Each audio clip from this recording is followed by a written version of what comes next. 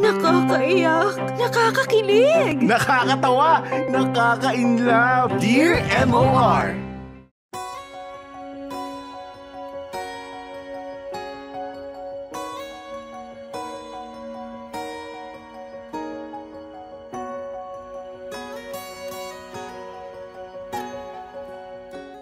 Dear MOR, magandang araw po sa inyo, Popoy at Bea. Hello na rin sa lahat ng avid listeners ng Dear MOR.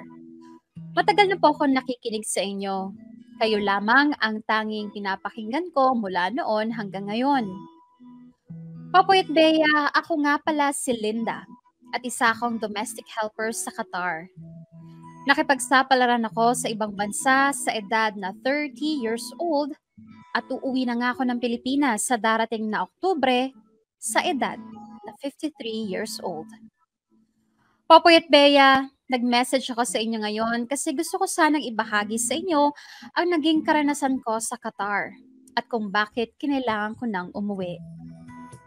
Popoy at Bea, meron akong naiwang pamilya sa Pilipinas. May kapansanan ng aking asawang si Tirso at tanging anak lang namin ang nakakasama niya. Popoy at Bea, isa sa mga rason kung bakit ako ng ibang bansa ay dahil sa kalagayan ng aking asawa. Sa awa naman ng Diyos ay nabiyayaan naman ako ng mga mabubuting amo.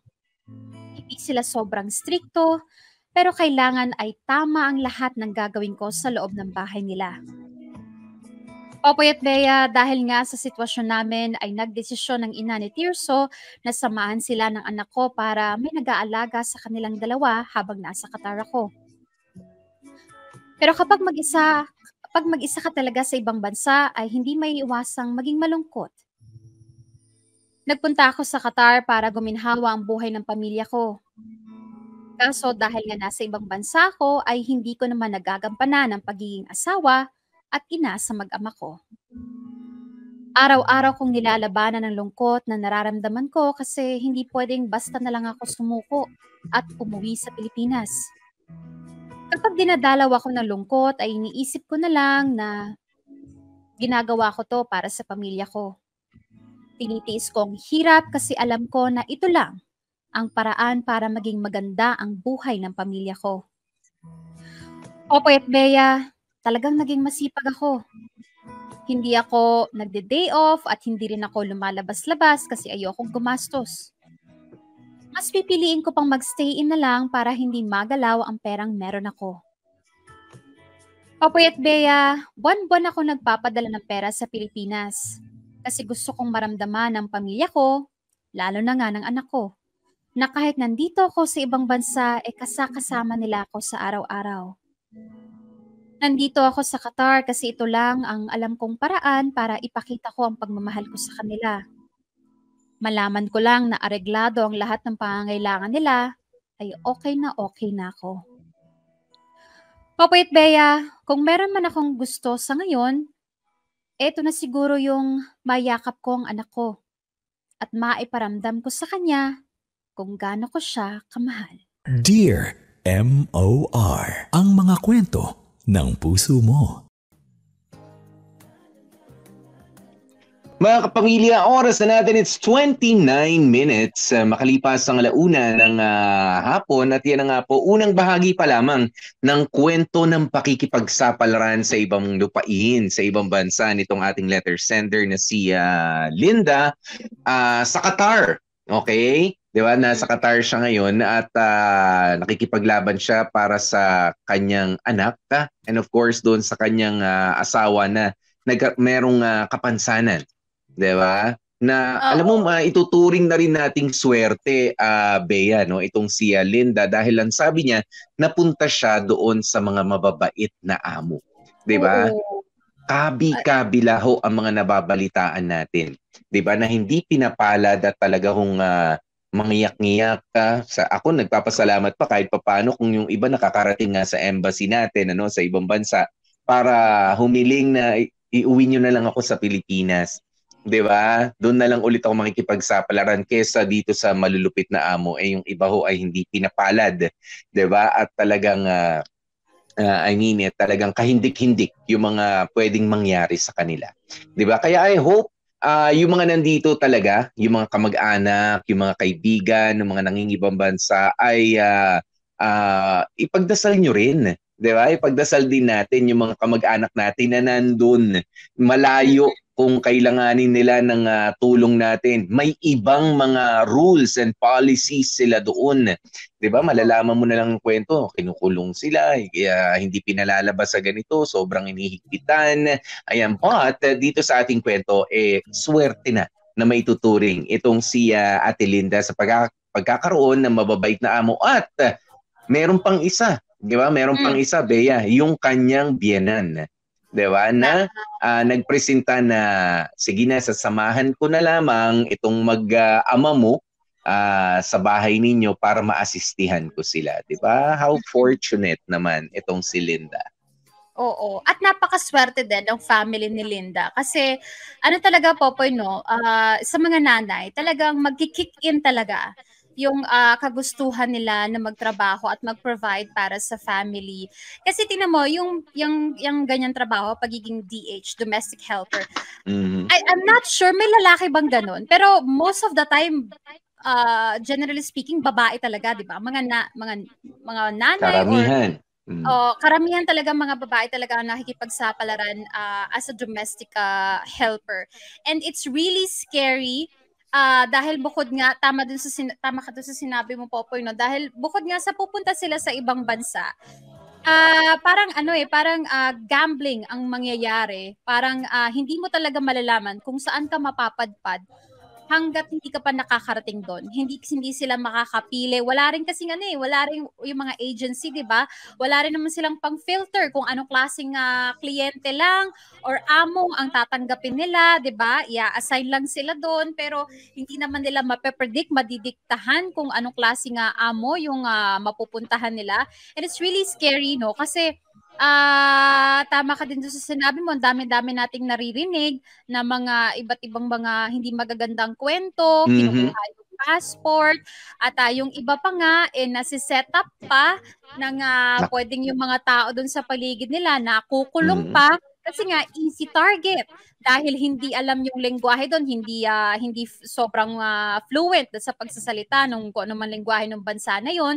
Tapos kailangan syempre mabait yung domestic helper, hindi naman magrereklamo yun pag may pinagawa, 'di ba? So it's really a huge sacrifice, lalo na doon sa mga domestic helper natin. Lahat ng OFW nagsasakripisyo yan. Pero I feel like sobrang hirap kapag ka domestic helper.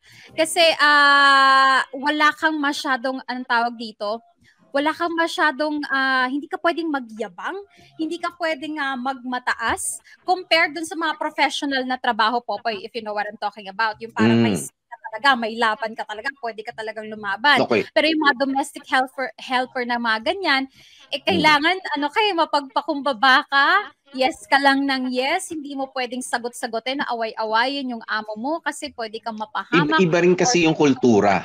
Yes, iba yung kultura, iba yung ugali. The same way na iba rin naman yung mga ugali dito ng mga sabihin na natin kasambahay. Ayan, mga kasambahay. Dito rin naman sa Pilipinas may mga abusadong mga kasambahay. Pero ang dito is the proximity of your relatives, of your friends. Yung kung sakali makatakas ka, alam mo ba kung saan ka pupunta? Doon, syempre, mga lokal doon ang magtutulungan. Dito, marami kang pwedeng diretso agad sa barangay hall. Sa barangay yung mga ganyan. Diba? Oo, lalabas ka lang ng bahay, takbo ka sa barangay, tutulungan ka talaga agad niyan. Doon, hindi sila familiar. So, kudos talaga dito kaya Linda at sa lahat ng mga kamorkada natin. Ayan, yung mga nagko-comment dyan, yung mga domestic helper sa iba't ibang bansa. Lalo na nga dyan sa Hong Kong, yan ang pinakamarami natin nababase. Yung mga nagpapabating, mga DH dyan sa Hong Kong. At eto nga si Sheila Adofina. Sabi niya, proud OFW, single mom na 4 years nagtiis, mapagtapos lang ang anak ko. Sobrang hirap mag-isip sa ibang bansa.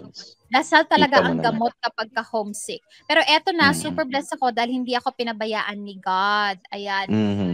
Nagbalik bayan ako para umattend ng, college graduation ng Aba, anak ko. kita mo. Sarap. Ang sarap nun. Yun na nakaka-proud. Yun na nakaka-proud sa pakiramdam sa lahat ng paghihirap mo, 'di ba? Sa gitna ng uncertainty, hindi mo alam magiging matagumpay ba 'tong trabaho ko, magtatagal ba ako rito, mananatili ba mabait yung amo ko kasi marami naman talaga na mga nagtatrabaho, 'di ba? Kapag kumustahin na natin sila, kumusta naman yung amo mo? Mabait. O, kinumusta mo lang kasi siya the first few weeks na nandun siya. Pero hindi mo na kinausap nung mga sumunod pang buwan. Doon na rin lumalabas yung ugali nung amo. Meron pa nga iba, nagiging mapagsamantala ang mga amo nila, no?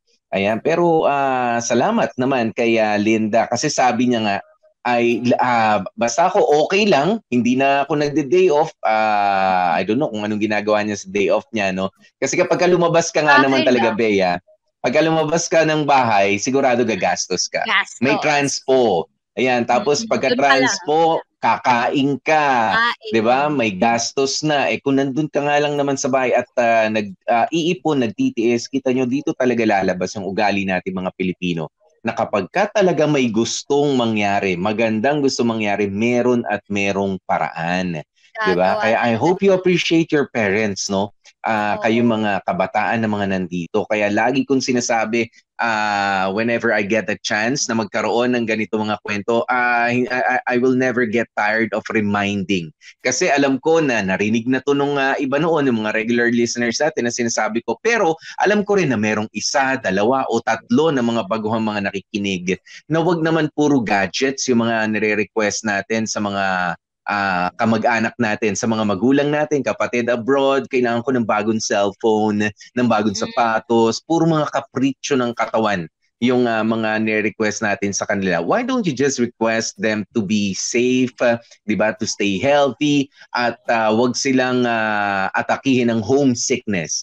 'Di ba? I-assure nyo yung mga nasa ibang bansa na okay lang kami dito, Nay, Tay. 'Di ba? Huwag kang masyado nag-iisip diyan. Kung magtatrabaho ka, go lang. Basta kami dito nagtutulungan kami magkakapatid.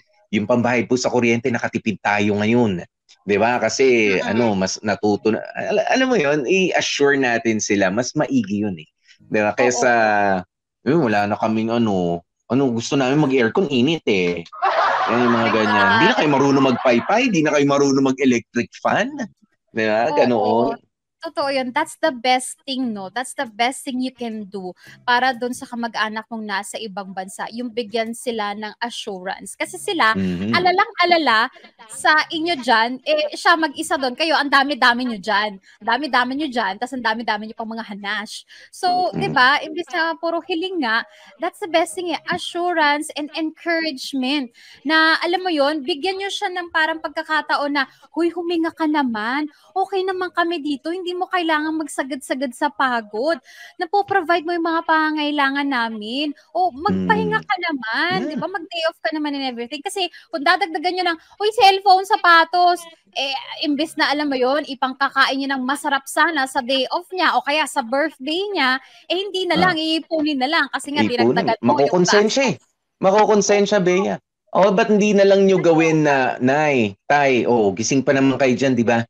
Tara, break time nyo naman eh. Nood tayo ng Dear MOR, sabay tayo. Yan, ganon.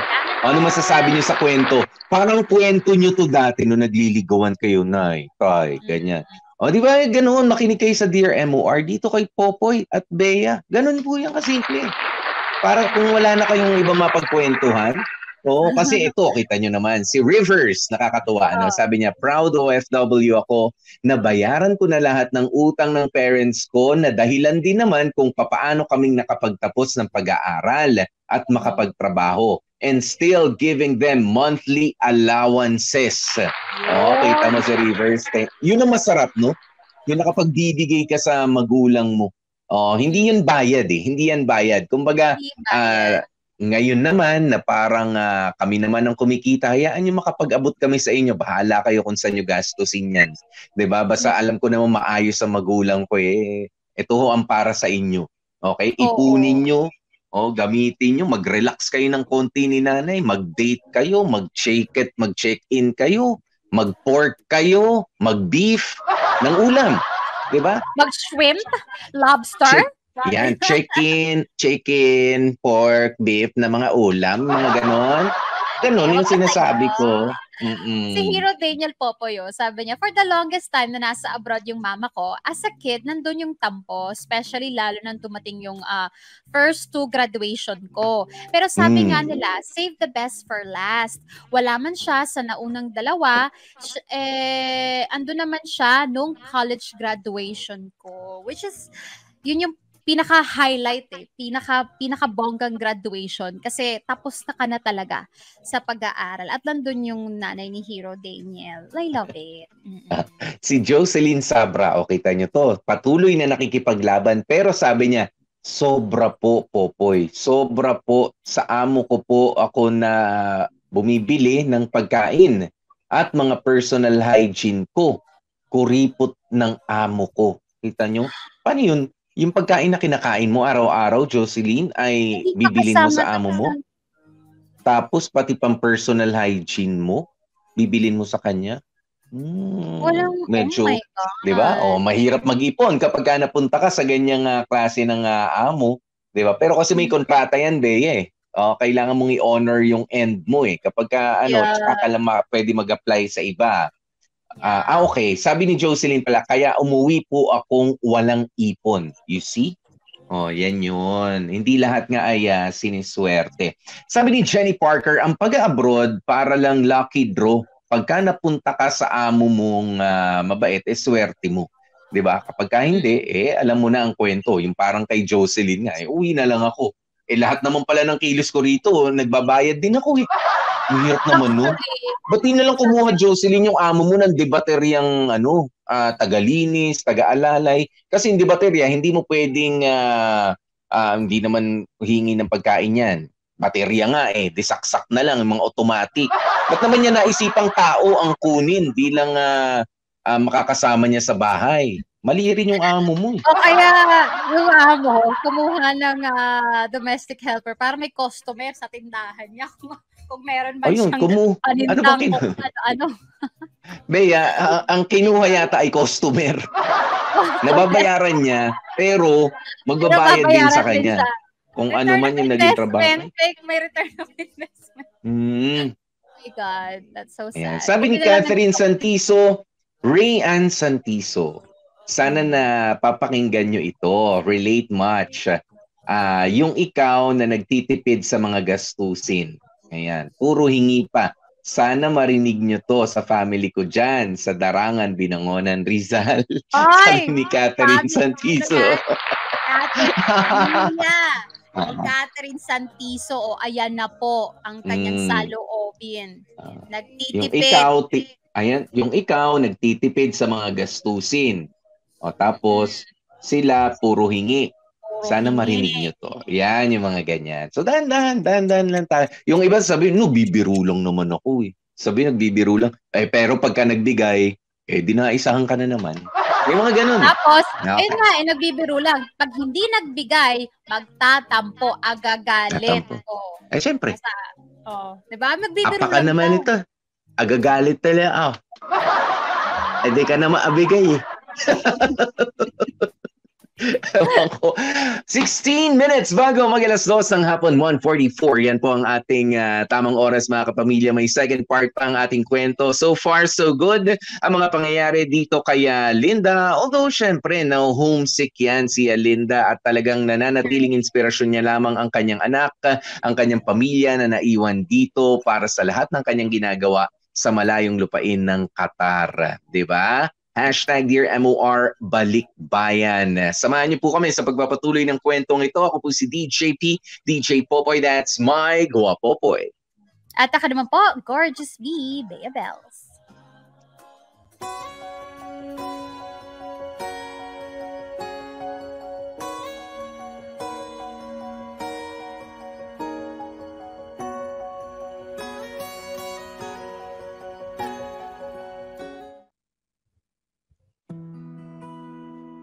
Popoy at Bea, talagang ginugol ko ang lahat ng oras ko sa pagtatrabaho. Never akong nagreklamo sa hirap ng mga ginagawa. Alam ko kasi na kapag nagsipag ako ay makikita ng amo ko kung gaano ako kahalaga. Popoy at Bea, bunga na rin ng pagsusumikap ay nabilhan ko ng wheelchair ang asawa ko para mas madali ang pagkilos-kilos niya. Pero aminin ko na may mga pagkakataon na talagang napapagod ako. Minsan, iyak na lang ang nagagawa ko pero wala eh. Dapat kong kayanin ang lahat. Popoy at Bea, hindi rin nakatulong na nitong mga nakaraang taon dumalas ang pagkakaroon ko ng sakit. Dumalas ang pagkakataon na hinang-hina ako. Umabot na nga sa punto na amo ko na mismo ang nagsasabi sa akin na baka dapat ay magpahinga na ako. Popoy at Bea, ayoko maging pabigat sa amo ko. Kasi sa ilang taon na pagtatrabaho ko sa kanila ay hindi nila ako itinuring na parang ibang tao. Kaya nga makalipas ang maraming taon ay sa wakas uuwi na nga ako ng Pilipinas. Popoy at Bea, masaya na sana akong uuwi sa piling ng pamilya ko. Problema nga lang, babalik ako sa Pilipinas na may bit-bit na sakit. Kasi bago ako umuwi ay nagpatingin ako sa espesyalista kasama ang amo ko. Doon ko na nga nalaman na yung mga nararamdaman kong sakit sa aking tiyan at panghihina ng katawan ay dala ng colon cancer. Lahat ng hirap ko, lahat ng naipon kong pagod, lahat ng ginawa ko para sa pamilya ko ay nauwi pala sa pagkakaroon ng malubhang sakit. Popoy at Bea, magsisinungaling ako kapag sinabi ko na okay lang ako. Ang dami-daming tumatakbo sa isip ko. Ayoko kasi talagang maging pabigat sa kanila o kahit kanino. Tinis ko ang mawalay sa kanila para lang mabigyan sila ng maganda at maginhawang buhay. Tapos, sa pagbabalik ko, ako naman ang magiging alagain. Napakasakit magbiro ng tadhana, Popoy at Bea. Dati-rate, sinasabi ko sa sarili ko na kapag oras na para umuwi ako ay sisimulan kong muling magpakaina sa anak ko at magpakaasawa sa mister ko. Pero mukhang hindi pa ako mapagbibigyan ng pagkakataon. Sa ngayon ay umaasa pa rin ako na malalagpasan ko ang karamdamang meron ako ngayon. Umaasa ako na hindi magtatagal ay magagampanan ko naman ang pagiging ilaw ng tahanan para sa pamilya ko. Sinabi ko na sa asawa ko at sa anak ko ang totoo kong kalagayan. Sa awa naman ng Diyos ay tinutulungan ako ng amo ko sa mga gamutan na kakailanganin ko. Popoy at Bea, bukod sa pagpapagamot ay maasa rin ako sa tulong ng may kapal. Hindi napapatid ang dasal ko kasi malakas ang pagnanais ko na makasama pa ng mas matagal ang mga taong mahal na mahal ko. Hanggang dito na lamang muna ang kwento ko, Popoy at Bea. Maraming salamat sa pagbibigay pansin sa kwento kong ito. Umaasa ako na kahit papaano ay may natutunan din kayo sa binahagi ko. Muli, maraming salamat at more power. Lubos na gumagalang, Linda. Dear M.O.R. Ang mga kwento ng puso mo.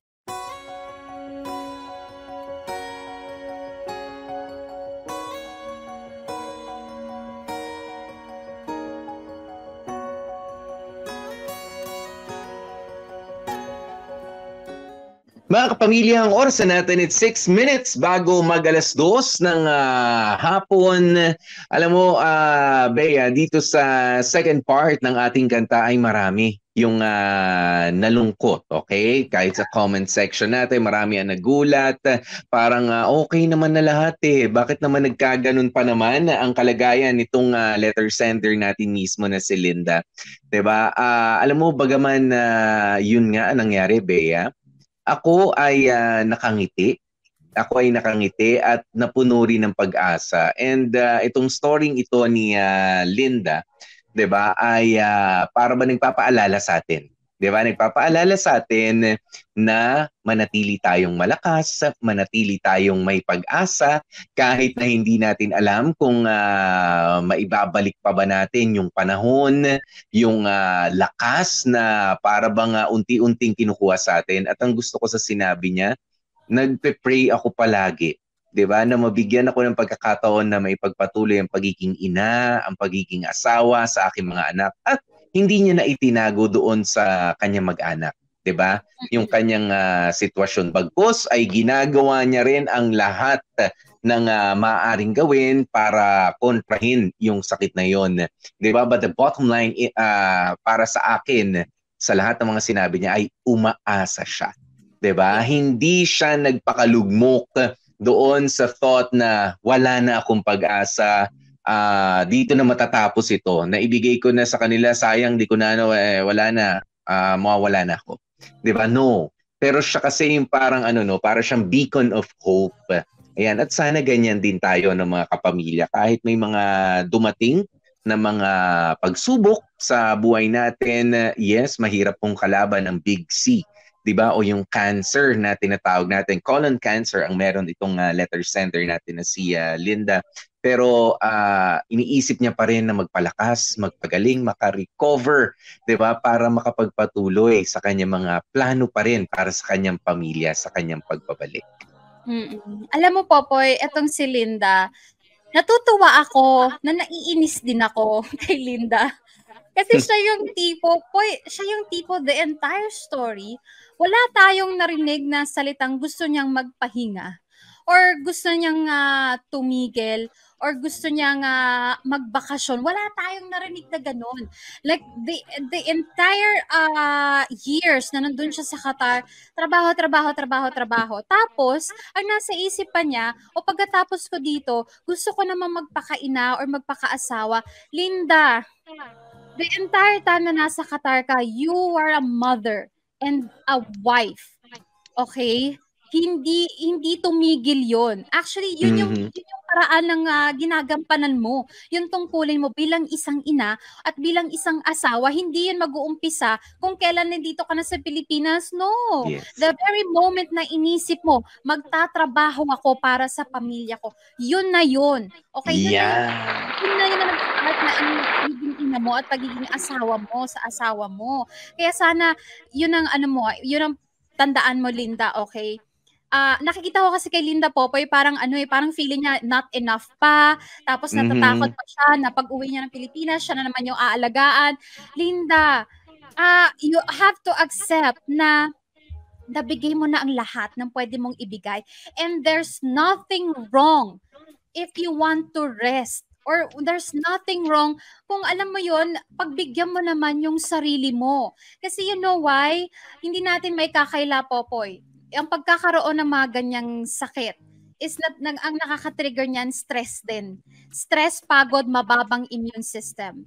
And alam mo yon, kung akala nyo dahil hindi kayo nilalagnat, nagkakaubo, sipon, healthy kayo, no. Pag kayo sobrang pagod, pag kayo sobrang stress, kulang sa tulog, tatamaan kayo eventually. Traitor yan eh. Hindi nyo napapansin na meron na palang namumuo sa loob nyo at malalaman nyo na lang kapag alam nyo yun, talagang magmamanifest na yung mga symptoms. Kaya Linda at mga kamorkada, mga OFW, we admire your sacrifice, your hard work, pero wag kayong magigilty kapag kayo ay napapagod at gusto nyo magpahinga kayo. Wag kayong papaabot sa sagad-sagad kasi hindi nyo ano ang mangyayari noon. And it will not make you like the best mother or the best wife kapag sinagad nyo yung sarili nyo. No, kasi the moment pa lang na kumapa kayo sa ibang bansa, you're already the best. Okay? For your family. So please, diba?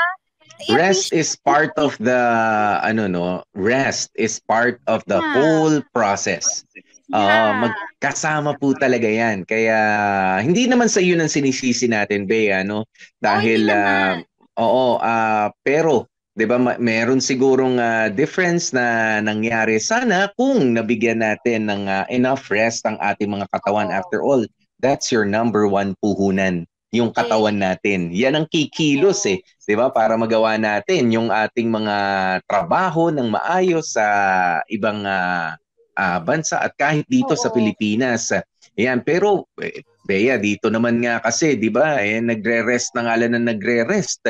Oo, yung mga tamad dito sa atin, yung mga batugan sa Pilipinas, yung mga tanghali na nakahubad pa, tila kagigising pa lang, tapos gabi na manggugulo pa sa kapatid, sa kapitbahay, yung mga ganyan.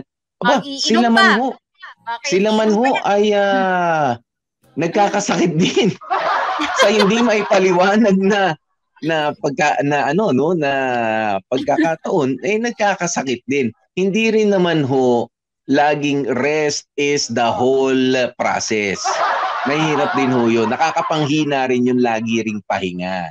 Ayan, baka sabihin ng mga batugan, kaya nga ako pahinga ako ng pahinga. Hindi. Pagka sobrang pahinga na, mamahinga ka na. Kung gusto mo, ikaw na lang. Ibang sakit na ba? Salot na yon ang iyong dala sa pamilya.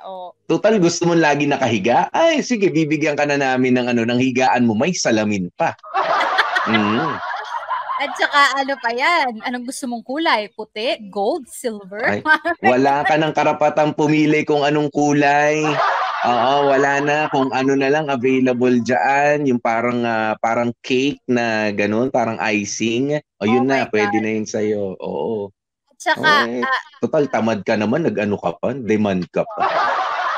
At saka Linda, ito ang naano pa ako kay Linda Popoy, may tendency siya na very apologetic person. Tingnan mo, nahihiyang umuwi ng may sakit. Linda, yeah, very humble, very humble. Pamilya mo yun, huwag kang matakot, huwag kang mahiya. And I think it's about time na sila naman yung mag-alaga talaga sa'yo, okay? Huwag kang mahiya, huwag kang matakot. Karapatan mo yan na maalagaan. Diba? Hopefully, Bea, hindi naman maging maging alagain talaga, Linda. Siguro nakakatakot naman kasi talaga, Bea. Nakakatakot talaga yung thought na meron ka malubhang sakit, kailangan mo magpahinga. Alam mo, pagka nagpahinga ka, may mga bagay lang na hindi ka na muna pwedeng gawin, ganyan. And then, kung sinusunod mo naman yung mga procedure na ibinibigay ng doktor o yung gamutan, yun na lang muna. 'Di ba? Wag mo na munang don't go the extra mile na muna na kayang-kaya mong gawin dati. 'Di ba? Your road to recovery is what's important sa ngayon. At alam ko maintindihan 'yan ng pamilya mo na nandito. Kasi wala ka namang binanggit sa amin na demanding ba ang asawa mo, demanding ba yung anak mo? No. Kasi napalaki mo at na-aruga mo sila ng maayos. 'Di ba? Walang magiging dahilan, 'di ba? At syempre, ayan, tama nga hindi natin nakakalimutan yung kanyang amo doon. Oo, naswerte talaga at inaalalayan ka, alam nyo. Ipagdasal nyo rin sa lahat ng mga OFWs na nandyan, yung mga kasama nyo sa trabaho, kung maayos sila, be thankful, be grateful, ipagdasal nyo sila. Di ba sana lagi nyong sabihin na salamat po, meron akong kasama na enjoy kausap na ito si Bea. Ayan, at meron akong kasama na napakasipag, ito si Makoy, Marcos, yung mga ganyan. O kahit na nasa ibang bansa kayo, kasi hindi ho lahat. Kita nyo, hindi lahat ay nabibiyaan. Kasi kanina dito may message yung si Jocelyn Sabra, di ba? Tinanong natin siya kanina kung bakit siya umuwi. Kasama pala doon sa kontrata niya raw na yung mga personal needs niya, di ba? Ay ayan, sabi niya, yung sa grocery, bumibili ako ng ulam ko, sabon, shampoo, ultimo sanitary needs ko, gastos ko. Pero sa kontrata, dapat sagot po ng amo ko yung mga yun. 'Di ba? Biruin nyo. No, biruin nyo. Ibig sabihin kasi, kaya sabi niya, kaya ako umuwi nang wala talagang ipon. 'di ba? Hindi siya sinuwerte doon sa among napuntahan niya. Kaya kayo magpasalamat po kayo kung maayos yung mga kasama sa trabaho at yung mga amo ninyo. Tapos ganyan pa, katulad nung kay Ate Linda, 'di ba, na sinusuportahan siya kahit sa totoo lang medyo teka lang may sakit ka na, pwede na kitang papalitan, pero hindi, tinulungan siya. 'Di ba? Ang galing. Kasi tira mo, pumunta siya doon, ilang taon siya? 30 years old. Uuwi siya, 53. So mga 23 years siya. 23 years na nakasama yung ama niya. So meron ng special bonding talaga. As a part na siya ng family talaga dun sa ama niya na yun. Kaya alam mo Linda, ngayon pa lang sinasabi namin sa'yo na tama yan, no? Kapitan mo lang ang pagdadasal. Wag kang mag-give up kasi the moment na nawalan ka ng pag-asa at gusto mo na talagang sumuko at ayaw mo na, susunod ang katawan mo. doon sa kagustuhan mo na yun. Kaya dapat keep your mind and your spirit strong at talagang yung faith mo na lumaban at mabuhay, yun talaga ang magpapatagal palalo sa iyong buhay. At malay mo, by the grace of God, magkaroon ng miracle talaga at mawala yung sakit mo. Oo, alam mo meron akong favorite quote na naalala ko mula sa aking dating partner, ang Ate Hasmin mo, Bea. Ayan, sinasabi niya palagi kapag ganito ang mga problema, may sakit-sakit kasi nakaka-relate talaga siya lalo na noon kapag may mga sumusulat sa atin. Ang favorite quote niya is yung God gives his toughest battles to his strongest soldiers. 'Di ba? Oo, yung para bang wala ka ng pahinga, parang Lord, nagtrabaho ko, nag-ipon, ba't naman nagkasakit pa ako ng ganito, malubha pa, hindi na lang ubot sipon, hindi na lang ganito, bakit yung colon cancer pa? Always remember that God gives his toughest battles to his strongest soldiers. And if you come to think of it, di ba, may it be a reminder na ikaw ang isa sa mga pinaka-maaasahan niya.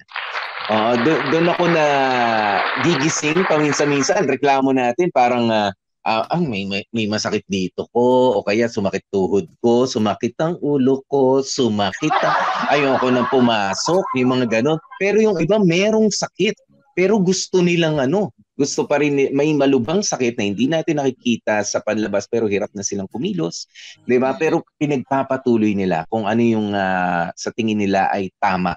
'Di ba? Kaya ikaw, Ate Linda, well, God bless you. Ayan, at sana nga yung healing, yung paggaling ay dumating sa'yo. Oo, dahil alam namin na mabuting tao ka. Yes, ayan. Kaya thank you so much, Linda, sa pag-share ng story nyo. At sa mga kamarkada natin, maraming salamat din na yung mga OFW natin na nag-share ng story nila at yung mga nagpaparating na mga mensahe. Mabubuti sana ang mensahe para kay Linda. Maraming salamat din dyan. Mabuhay po kayo lahat ng mga OFW sa mga nakatutok sa atin ngayon. Hinihintay na rin po namin ang inyong mga kwento, ha? Pwedeng katulad nito kaya Ate Linda, pwede rin naman yung love life nyo dyan. Last week may nagsenta sa atin, love life nyo. Diba? Last week, OFW din yun. Tapos yung iba naman sa mga workmates nila, yung iba yung mga nakakatawa mga eksena sa kanilang paghahanap buhay. Sige na, ipadala nyo po sa amin yan, ha? Kahit saan pa kayo nanggaling, sa Middle East, ayan, sa North America nga, sa Europe, dito sa Asia, sa Australia, welcome po yan. Paano nga bang isend ang inyong mga kwento, Bea? Napakadali lang. Punta kayo sa Facebook page ng MOR Manila, either MOR Manila or Dear MOR Official, ha? Official fan page. Ayan, mag-send na kayo ng personal message doon. Doon nyo lang isend. Mag-DM lang kayo. O di naman kaya kayo ay mag-email sa dearmor1019@yahoo.com. Yun. At syempre mga kapamilya, maraming salamat. Bukas ulitin po natin itong ating magandang pagsasama-sama. Okay? Ano nga ba ang hashtag natin bukas? Antabayanan po ninyo yan. Nakasama nyo kami. Ako po si DJ PDJ Popoy. That's my Guapopoy. Gorgeous B, Bea Bells. At ang lagi namin paalaala, stay safe, stay healthy. At kahit anong mangyari, mga ka-family, you stay in love and stay happy.